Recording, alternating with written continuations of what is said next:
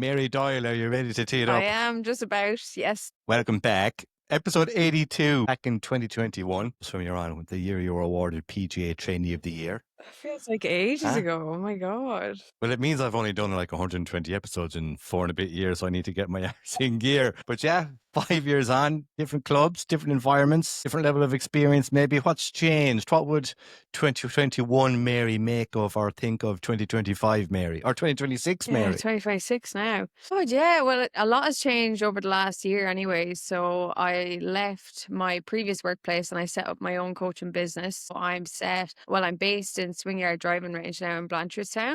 So that's where I take all my private lessons. And then I still coach with Golf Ireland as well on the weekends. So different panels and like area development squads and performance development squads.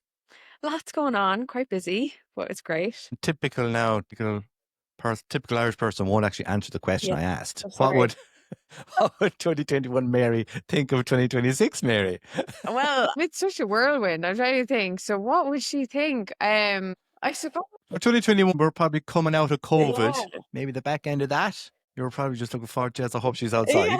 Yeah. Yeah, exactly. Well, I don't think 2021 Mary would have any notion of setting up her own like business and going out on her own. So I think she'd be very surprised with that. But and I really liked working. I used to work in the Golf Ireland Academy. I loved working there. So I kind of had it in my head that I was kind of going to be staying there for quite a while. So I think 2021 Mary would be very surprised, but happily surprised. Yes. Good, good. So what surprised you then most about being like fully established out in your own gig? What surprised me the most is like how busy I was for the first year. I suppose it's a really good driving range. Like the driving range itself has a lot of footfall, but a lot of my old players actually came over and started going to me for lessons in my new location. So I was quite surprised with that, like, but I was really happy with that. And then I started running my own groups for women beginners, women who just want to start playing, taking them from like their very first lesson to getting them ready to play on the golf course. So I developed my own 5-week course for those players, and then that went quite well. So then I have 2 other follow-on courses as well that kind of lead players on and go into more detail on the technique as well. But yeah, I suppose I'm kind of. Yeah, we'll get into that. I have a little bit of segment just to help us flow through all the Mary Doyle Inc. offerings for this year. When you said there about especially maybe teaching beginners, what's harder? Teaching a 5 handicap, a 25 handicap, or like net new golfer? I think Teaching me is very hard. it's like, see, they're both very different, right? So beginners aren't really sure what they should be doing. So demonstrating is quite important and showing them what exactly they're trying to do in terms of, are you playing a chip shot? Are you playing a pitch shot? Are you playing a full shot? But then going through the basics in enough detail that they understand it, but not too much detail that it overwhelms them. So there's definitely a different perspective that you need to have when you're coaching beginners versus a 5 handicap player. They already have their technique kind of honed in, so you're very much kind of shaping it and trying to understand the way they play. So there's a completely different perspective there, and then your coaching style has to change completely. I would say, if I was, again, I'm trying to answer the question, which one is harder? I would say beginners are harder because there's more detail needed. And then as the player gets better, Yeah. you're trying to just help them already, just improve what they already have rather than giving them a whole foundation. So, yeah. No, deadly. So like I would introduce, I think is the right word. Very careful when you're talking about coaching kids. I introduce a lot of kids to the game. So like family or friends, kids, etc. And there's something in the works there that you might be able to help us out with later in the year. But they're ultimately beginners, right? That's what I see in terms of beginner golf. But like you see so much development so quickly. Is there more to get out of it as a coach, maybe with the beginner or with kids golf than necessarily, Paddy off 5 or less who has fucking big ego issue? Well, the progress is definitely quicker. And that's kind of the same when you're starting anything. Like if you start going to the gym or start running, you'll see like very quick progress at the start. And then you'll come to a little bit of a slower progression and maybe a plateau. And I think that's the same for golf. Like there's so much to learn at the start, and there's so many little tweaks to make that you can go from missing the ball to hitting it 50 yards, and that's such a big jump. So it's really rewarding coaching beginners. I find that really fun and exciting because they could go from not knowing how to hold a club to hitting a 100-yard drive in like 5 weeks. I find that I get a really good buzz out of that. Yeah, same. What do you hear most in a lesson? What's the sentence that you hear all the time? How do I get more consistency? That's a big one. And it's a funny one because the kind of answer lies in how well you're able to adapt. So having consistent results is kind of determined on how well you can change based on the scenario, if that makes sense. So your kind of approach has to keep changing for you to have the consistent results, which is kind of frustrating. It's the best way I can describe it is like you don't feel the same way every day. You might be stiffer one day, you might be full of energy another day. So like your technique is going to change slightly based on that kind of those factors. So it's consistency is a tricky one, but golfers really want consistency. You do. And how often is attaining consistency? How often is it maybe like decision making over necessarily a swing thing, over technique? 100%. Like it's definitely a decision making. It's more so a mindset thing. Like if you're talking about lower handicap players as well, they'll have quite a good technique already, but it's about how well they're going to adapt to the environment. Like if they have a really bad lie, like if let's say you're playing the first hole in Elm Green Golf Club and you play it every Friday, but one Friday you're in the rough versus on the fairway. And if you still go with the same club, like a hybrid versus, right, let's get this back in play, like you're probably not going to make par every Friday. Like you need to keep adapting to what you're facing on each day rather than saying, well, this worked last week, let's do it again. You know, you need to keep adapting to what's in front of you, Yeah. which is, the struggle. Yeah. I always did hybrid here. Why would I change? Yeah. I always did hybrid. So let's say someone, it doesn't matter the age, someone off 18 comes to you. What's the first thing you look at or ask them or assess? Well, when they come into the lesson first, I'll ask them like, what would they like to get out of the lesson? Like, what are their goals? Depending on their answer, if it's vague or specific, I might ask for more detail and try to narrow them into, well, do you want to improve direction? Do you want to improve strike? Do you want to improve distance or consistency? That lovely one as well. And then sometimes if they're unsure, they'll end up saying, oh, I want to improve all of them. And I'm like, we only have 30 minutes. Let's try and focus on one area. But like strike would be my main focus, first of all. Like if you're not hitting the middle of the club face, we can't really work on, distance or direction then. So that's more so the focus. First of all, if the strike is better then, or if it's consistent enough, then we can work on distance or direction. But then once we've kind of established a goal, I'll check the basics first. So like setup, ball position, weight distribution, grip, and posture. And then as well as asking them if they have any injuries that might affect their swing. After I've figured that out, I'll probably ask them if they've played other sports. And then based on what I'm seeing, I do like I have my own preferences as a coach. Like I like a takeaway that goes a little bit outside the hand line rather than inside. I really don't like the inside line, club head going inside the hand line on the first part of the backswing. So I do tend to check that. But I suppose it depends on what the player wants. Like if it's distance, I'm not really going to pay too much attention to their takeaway. I'm going to look at how they transfer their weight during the swing. If their posture is good, to allow them to use their bigger muscles like their shoulders and their torso so they can rotate more. So it's hard to answer that question because it depends. But if you want to give me a scenario, we could do that either. I play, all right, when I was off 18, I bring it back massive on the inside and the way back. I have a big loopy pull draw. And I say, I want to hit a fade like Rory.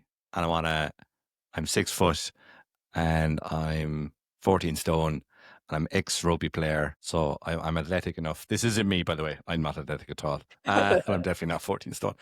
Hooky draw on the inside. I carry in 250. I want to be up around 280 with a nice fade. Can we achieve that in half an hour, Mary? You want please? the dream Thanks. in half an hour. Can I have the silver bullet? Thank you very much. Well, so you said you want to play a fade. Is that what you said, sir? So please. I would ask you what you think a fade is. So I would ask you left to right. left to right. Starts left to target, coming back to target, left to Great. right, because I'm Happy right-handed. days. So then we can go from there. But most players would not know that specifically. They'll say, oh, moves left to right, but the ball needs to start left and then curve back and finish on the target for us to actually say that's a fade. So we talk about that a little bit. Then we talk about what controls the direction in your mind. So you would probably know like club face and path, but trying to figure that out with the player would be the first goal. So understanding. Yeah, off 18 and ex-rugby, I'd probably have a few dents in the head. I'd probably say my hands dictate Yeah, well, where the float face is. like that's the way I would work it. So I would actually, we'd talk about the ball flight, get really specific on what a fade looks like, then talk about what happens that impact to control the direction. So club face and path mainly, and then we'd look at club face. How do we change the club face? And because of that takeaway, we would change that takeaway because I'm not a big fan of it. I don't think you're going to be consistent with it. So we would look at that because that's going to influence the club face and the path. So that's going to be a big factor for you trying to bring the pull hook into a fade. And then once we have a consistent club face, then we can look at changing the path, and it might not take 30 minutes. It might take an hour. It might take 2 sessions. Six times, 30 minutes. So, but I suppose that's what we would start with, and then that's how we would progress. Do you ever see ego getting in the way of improvement? Yeah, I do definitely. But see, I do work a lot with beginners at the minute and juniors. So I really love working with juniors because they're not afraid to experiment. They're also like, they don't get embarrassed when they fail. So they're just like, okay, I'm just going to go again and try it again. So there's kind of no ego there. But when you're kind of working with players that are around the 18 handicap, they might think one change is not going to give them instant results. So then when they don't see instant results, it feels like they think I'm blocking their progress rather than, well, we're actually building something new here. So that kind of gets in the way. Yeah, this is the first brick in a series of bricks to get to where you want to go. Exactly. Yeah. Like the first lesson, they're like, well, where's the house? And I'm like, well, we need to, lay the foundation first. But so that can kind of get in the way. And then not really ego, it's more so like patience, trying to actually put the work in and putting the work in every week rather than I'll do an hour once a month. Like it's kind of, I really like little and often practice. So like 20 minutes 3 times a week rather than 1 hour once a week. I feel like it's better. And just you used the gym and the running analogy earlier on. And you're like, if you're only going to the gym once a month, well, yeah. And if you're only doing 1 run a month, well, yeah, you won't see much progress there. But yeah, it's fair enough. 3 20-minute runs. Couch to 5K, couch to full golf swing with Mary Doyle. Exactly. Yeah. Come here to me. You're not just doing one-to-one coaching, you're building like structured programs. That's what you're doing. So explain to me, what is Pro Tip Thursday? So Pro Tip Thursday is a new program I've just launched. So that's going to start next week. And that's a 5-week block of lessons for intermediate players. So players that have done either a few of the courses that I've ran, they've done a Get Into Golf program, or they've gone to private lessons and they have a good grasp of the basics. And basically for this course, what I'm doing is we're exploring like a theme every week. But then because these players have their own technique kind of established, there'll be personalized tips then as we go. But the idea behind it is that you have an overall focus for the group. You're working on your own individual technique, but you're doing it in a group. So like when I work with groups, I see much faster progress when players are watching other players. They're watching the coach demonstrate, and also like they're kind of in a more relaxed environment. There's more fun, and then there's different conversations that are starting when you're waiting or when you're watching. So the idea there is just to kind of bring people together and practice together, learn from each other, and then kind of explore one focus, but have your own twist on it. And it's actually the first course that I'm running that's for men and women. So trying to join men and women together, because a lot of men that I coach for in private lessons, they're asking me, am I doing groups? So I think it'd be nice to join everybody together. So that's the idea behind that one. 100%. Yeah. 100%. What, if you call it like an intermediate golfer, what do they tend to get stuck on? And of course, it might be just typical to a player, but is there, when you say there's like one thing the group is working towards, is that just general improvement, or is there something typically that comes up in a group scenario that everyone kind of has the same issue or challenge? Yeah, well, like, so in my mind, and we kind of touched on it earlier, that intermediate golfer is the golfer who's pretty good at getting results, but they're not really sure how they're getting results. So they don't have a clear understanding of like any of the impact factors or what's happening at impact. So the way I've Yeah. broken down those 5 weeks is that the first week is set up and strike. So strike being like, can you find the center of the club face? Then the second week would be club face and balance, or club face and grip, and then how that grip tweaks, how they influence the club face and what that happens at impact and how that controls the direction. And then I can't remember I remember pat and posture, and there are two other weeks that the teams are like that. But my goal, I suppose, for that group is for them to have an understanding on what's now happening at impact. Like, you can hit the ball, you can hit it consistently, but like, how are you doing that is my goal for that group anyways. Yeah. Deadly. And WAGS is getting a rebrand. Yeah. So the 5 week courses I run for women, I call them WAGS level 1 and level 2.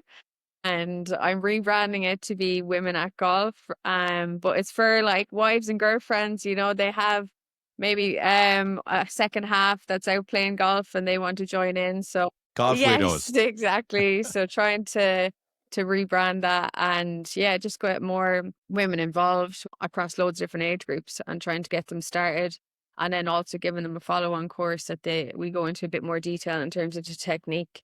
But yeah, it's really nice for women to just like join together and then go through the basics, and have that kind of group of people that are starting on the same level. You said you have level 1 and level 2. So is level 1 Victoria Beckham, level 2 is Rebecca Vardy? Or is it golfing ability? Or is it golfing ability? Yeah, so level 1 is just beginners, and level 2 is your kind of improvers before that intermediate stage. Yeah, we could do that. We could have like the Victoria Beckham week, and then yeah, that would be fun. I never thought of that. Serious talk. I think there's been a lot of advances in like opening doors for golf in general. But I think there's been great initiatives from Golf Ireland and big uptake from golf clubs around the country on maybe there used to be a barrier for women starting golf. What's your take on maybe the biggest barrier that women face in starting golf in 2026? 2026. Well, I think we've come a long way. Like, a lot of barriers have been kind of broken through, and a lot of changes have happened in different golf clubs around I don't know if it's just for women, but like the biggest thing for women starting maybe the beginner programs and the improver programs that I see is that they're not sure what to wear. They're not sure if they're going to fit in. They're not sure if they're tying in with like the culture of golf. But I feel like the golf culture is changing. Like, the dress codes are a little bit less restrictive, and I suppose that makes the game more accessible because you feel a bit more comfortable. And then you're working with women that have like full-time jobs. So like, nobody really has time to go back, spend a load of money on golf clothing, and then go back after work, get changed into that golf clothing, come back for a lesson. Like, I suppose it's trying to make it easier for women, really. But God, it's a tricky question. I'm not really sure. No, I think you're right. I think the same opinion of golf is the same for like non-golfing families or non-golfing people. So like plenty of friends, like my ex-neighbor, because they moved out, I'm looking at his house now. Like, I brought him to the range and I was like, what do I wear? Yeah. Like, I don't want to look like an idiot. What do I wear? And I was like, wear whatever you want. Just be comfortable. Like, or if I brought someone, like, I'd never bring a new golfer straight to the golf course. Things the worst thing people can do is, do you want to play golf? I've never played before. We'll play 18 holes. You like it? And they play 18 holes and they're out there 5.5 hours. It's a non-starter. But yeah, I think if you don't have a golfing friend or whatever, or you're not from a golfing family, I think the same, no matter what gender or diversion or version of you, them, those, I'm not very politically correct from Claire, it's the same. It's like, what do I wear? I don't want to stick out like a sore thumb. I want to fit in. So I think it's the same barrier people have in general. So I think that speaks volumes for where those initiatives have done for the game, in that there is like a pathway to be a golfer now. Yeah. That maybe before it was maybe just for the bankers. It was my dad, when I first played golf, I was like, no, like, that's the banker and the solicitors and the, that's who plays golf. Like, he'd never stepped inside the gates of a golf club. Like. you know. And then he realized half his bloody neighbors were members. He was like, "Jez, I've missed out here." Yeah. He knows more people than I do in the golf club these days.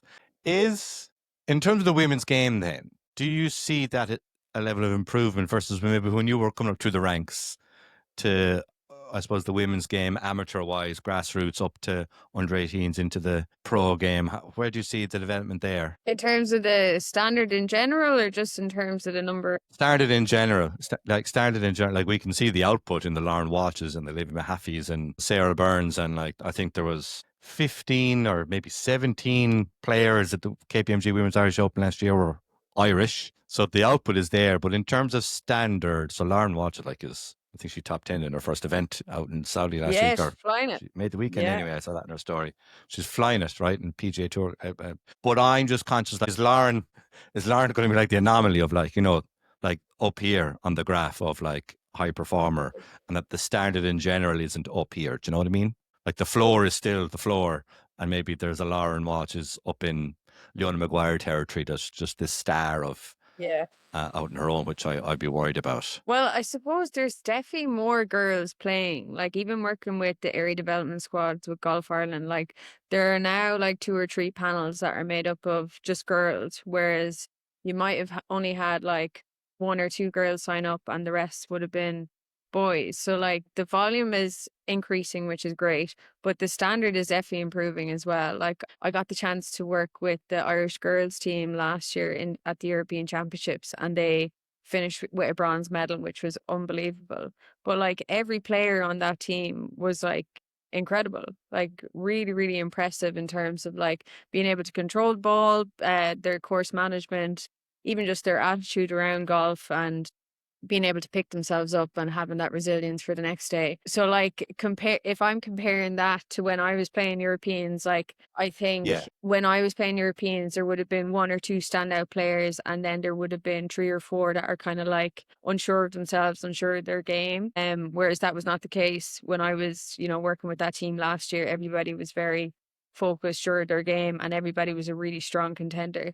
So I think the numbers are increasing, so we're going to get more and more Lauren Walshes, more and more Leona Maguires. But I think just women in general are so much more interested in golf. Like they really want to, you know, play and compete, and they don't want to just play to, you know, I want to spend time with my partner. They want to play and like put in a good performance and get better and improve. So I think things are looking good. No, I wholeheartedly agree with you. It was kind of like a loaded question, because like if you went along the range in Carton House, and when people go along the range at the K Club later on this year, like the Irish amateurs, like the women's Irish amateurs, they won't stick out as in like, oh, that's an amateur. They will fit right in, and they all look exceptionally comfortable side by side with the Leonas and the you know, Annabelle Wilsons or Dimmocks. I always say Wilson, but sure, Annabelle Wilson is one of ours. She is one of ours. Before I let you go, because you've people to teach, I've two new bits on this show, right? That's I'm rolling out to each guest, right? So you're the first one to encounter this gauntlet, right? So let's do this. First one is build your golfer, right? Okay. So, and they will do keep, drop, change. So you can figure out what that is. It's like Ron Seeley exactly said in the tin. So I'm going to put you under a bit of pressure. Oh, build your golfer. You're building the perfect golfer. You can only take 1 trait from each person. Okay. It can be tour players. It can be Irish golfers. It can be friends of yours, you know, especially when we get to like person mentalities. So if you're ready, I'll tell you which segment and you tell me which golfer. God. Okay. Set? Okay. I'll do my best. Right. Build your golfer. Ready. Okay. So your ideal golfer has the driving ability of who? Off the tee, who are they? Oh, Rory McIlroy, I feel like. Iron play. Colin Morikawa. Shark game. Lydia Ko. Putting. Leona Maguire. Mentality. I feel like Lauren Walsh. Lauren Walsh, I know her and she is so steady. Like she's extremely resilient. Yeah. Work ethic of who? Oh, tricky one. Work ethic. Don't worry, I edit out the pauses. Okay, great, because there's a huge pause there. Oh, I feel like Tiger Woods, obviously. He just grinded out day after day, no matter whether he was at the top or the bottom. Absolutely. And the course management of who? Course management. Jack Nicklaus. Of episode 200. So if you said Jack Nicklaus, I will have a lovely little segment on that. Thank you very much. That's a super golfer. Another new one. Keep, drop, change. So I'm going to throw out things in like golf culture, coaching, maybe club life, and you tell me whether to keep it, drop it, or change it. I won't put you on I won't tell you what to change it Okay, to. so You wait, can just keep say it, drop change it, it, or right? change it. Okay. Keep it, drop it, change it, like bop it, twist it. Okay. Keep it, drop it, or change it, right? So no long explanations, just Okay. bang. Keep it, drop it, change it. Stableford as the dominant competition Keep format. it. 5-hour Drop rounds. it. Minding my handicap mentality. Change it. Range only practice. Drop it. No. Social media swing tips. Oh, okay. Range only practice. Change it. Change it. Social media swing tips. Drop it. Drop it like a hot potato. Drop it like it's hot. Gimmies. Keep it. Using your phone on the course. Change it. Yeah. And I mean that by like physically, audibly taking a phone call, not like, look at this view and put it on Instagram. I think that'd be fine. General play scores. Change it. White belts. White belts. Oh, like the. White belts. Ooh, I feel like keep it. Like Anthony Kim, black on black, white belt. Everything else I is used black. to but he's love a white belt. I'm gonna Bit of keep contrast. it. I still love a white belt. I feel like it does need to, like, if it's white belt, you have to be wearing a white polo or white pants. Yeah. Okay. Do you know what I mean? It can't be like, you can't split up your body like that, man. You can't split up your body. No, I keep the white belt, but I'd maybe change how you wear it. Right, Mary, for anyone listening who wants to take action, sorry about the programs, who should be signing up at Pro Tip Thursday? Who is Women at Golf, WAG Golf perfect for? And where can people find you? So WAGs are perfect for beginners, so female-only groups that just want to start from scratch and never played before, have no clue about golf. Level 1 is the complete beginner. I've never held a club. Level 2 is, okay, I've taken 1 or 2 lessons, but I want to join with a group of women. And Pro Tip Thursday is for men and women that have had previous lessons, have done like a Get Into Golf program or a WAGs level 1 or 2 with myself, and they want to progress further, or it's just for like men and women. So players who have played a little bit on the course but want, to fine tune their technique. And then you can find me on Instagram, Mary Doyle Golf, and then you can select book now, and that'll bring you to the booking page, and all the details for the different courses are on there at the minute. Or you can email me at marydoylegolf@hotmail.com. Fantastic. And all those details will be in the show notes below, Mary. Brilliant to see the evolution, and not just coaching lessons, but building programs and pathways, because I have said in the past, I think getting the golf programs are great, but there tends to be like, that's it then. Yeah. So it's great to see you're kind of building the next part of that path. Yeah. So great stuff. Looking forward to teeing it up soon, when the rain stops soon, hopefully. Exactly. Yeah. Well, thanks so much for having me on. It was great. I'll talk to you soon.